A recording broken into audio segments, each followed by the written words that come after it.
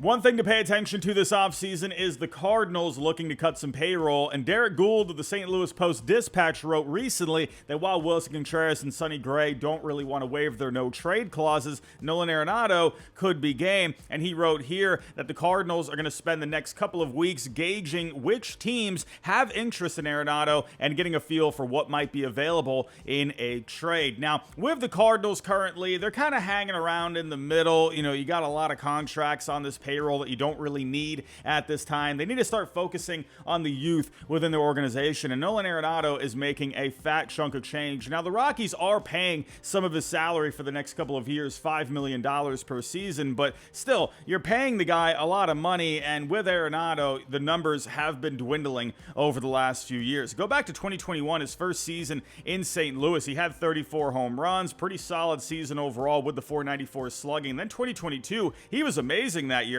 Had a great slash line overall, a 149 WRC plus, 30 homers, 103 ribbies, and then last year you started to see a bit of a decline. He still had 26 home runs, but the WRC plus was at a 106. Not terrible numbers by any means, but then this year you really started to see the numbers take a hit. He hit 272 with a 325 on base, 394 on the slugging, a 102 WRC plus, right around league average. Now, the saving grace for Nolan Arenado is the defense. He's been one of the best defenders in all of Major League Baseball for a while now, so the defense is still going to be very good with him, and he is still a very patient hitter at the plate. He ranked in the top 10% in K percentage this year. He doesn't swing and miss a whole lot, still makes a good amount of contact. So Arenado, I still think, can be a useful player. And also, one other thing to note here is the Cardinals are going to have to pay some of Arenado's contract if they want to get a trade done. With Arenado, he's an underwater contract at this point, meaning that his value on the field is not matching what he's getting paid. So when it comes to the field value, it's a lot less than what he's actually getting paid in dollars. So expect the Cardinals to have to pay some of his contract or attach a prospect or two with him. So in this video, I'm going to go over 5 teams that I think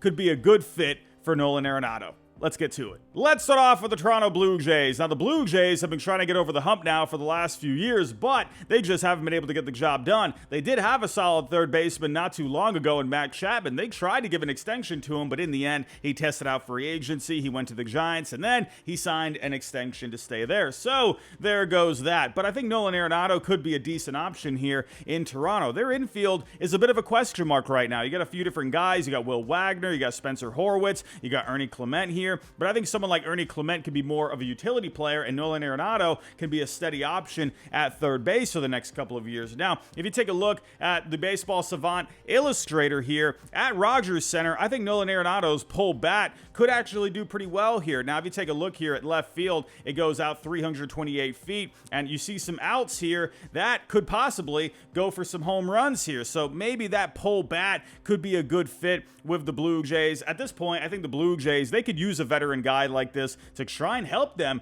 get over the hump here. And hey, if they can get that bat going, I think that could definitely help out the offense. Another option for Nolan Arenado could be the Mets. Now, the number one target offensively this offseason for the Mets is Juan Soto. They would also love to bring back Pete Alonso, but let's say Pete Alonso heads elsewhere. Then they're going to have a question mark on the corners. Now, you got Mark Vientos who can play either first or third. Let's say Mark Vientos would be the replacement for Pete Alonso at first, but then you're going to have a big question mark at third base. As of right now, Brett Baty is the projected third baseman. Now, Brett Baty, highly touted prospect not too long ago, but he has not been able to get it done at the major league level. Good numbers in the minor leagues, but the numbers at the major league level are not good. This year, 50 games, only hit 229, on base at a 306, 327 on the slugging, and 83 WRC plus. Now, I could see the Mets giving him another chance, one more shot to prove himself, but maybe they feel like, they're not going to get anything out of him. Maybe they move him in a trade,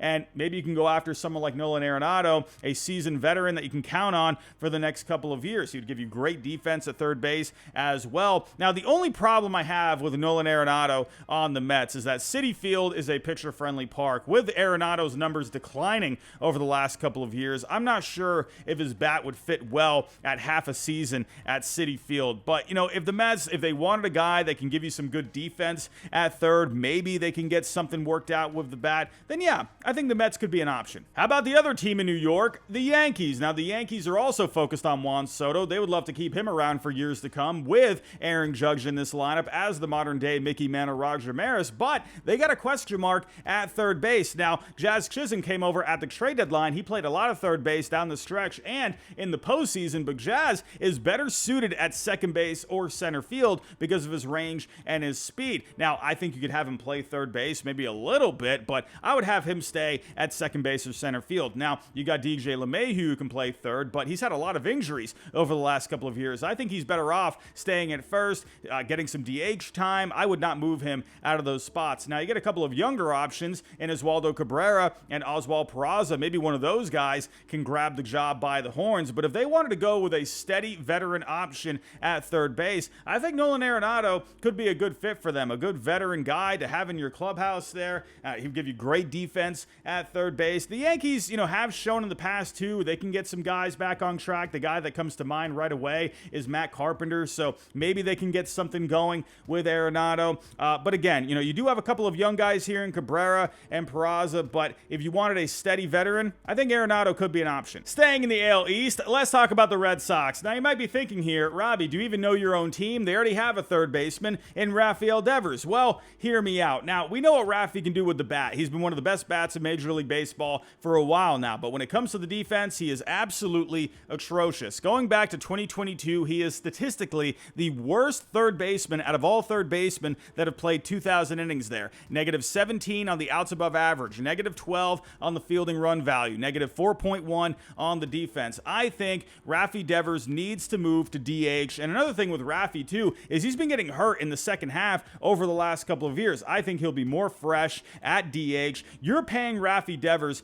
for his bat. I see a lot of people out there saying you're paying him to be the third baseman. I would rather pay him to not play third base. I would much rather have him at DH. Go back 2004 when the Red Sox moved David Ortiz to DH. He was playing a lot of first base before that, before they decided to just have him stay at DH. That is where the money lies with Rafael Devers. Now, when it comes to the Red Sox infield defense last year, they were not very good. They actually ranked worst in Major League Baseball. They really need to improve the defense in the infield, especially at third. I think Nolan Arenado would be a great fit here. They're also looking for a right-handed bat, and I think Arenado would fit very well at Fenway Park. He's got the pull bat. That would work well with the Green Monster. As you can see here, you got some outs that could have gone for maybe some homers, maybe some doubles off the Monster. I think Arenado would be a great fit with the Red Sox. Sure, they would have to take on the contract, but I think in the end, he would make this team better defensively. And last but not least, I got the Houston Astros. I think the Astros would be a great fit